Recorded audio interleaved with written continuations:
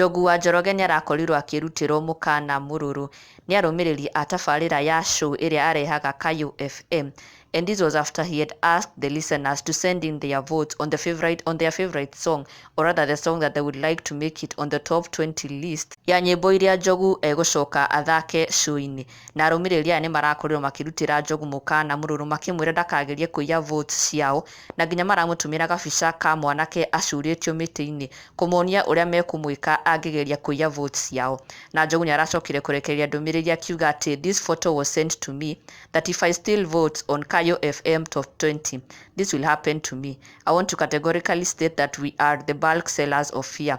Vote haraka haraka for your favorite song. Ni gani unapenda most ikuwe number 1. And among the listeners arĩa mararutagĩra Njogu mũkana ũcio nĩ Karangũ Mũraya, kũrĩa aramwĩrire ona to gũcurio tu mũtĩ-inĩ, hena nginya iboko 92 akĩmwĩra gũtirĩ mũguĩ, na ujue to add on that hena iboko 92 atĩ Njogu aga gwĩkĩra rwĩmbo rwa Karangũ Mũraya gũtirĩ mũguĩ list-inĩ nĩegũkorwo akĩigĩrĩrwo iboko 92 on top of gũcurio mũtĩ-inĩ. Na thutha ũcio Njogu nĩaroire moko igũrũ na gũtigĩra mafans ake methurĩre nyĩmbo iria mekwenda gũthakĩrwo.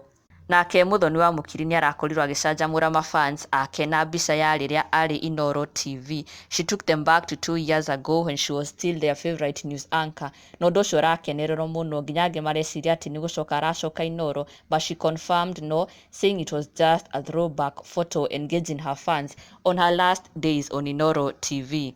And do not forget subscribe for the latest Kikuyu celebrity news.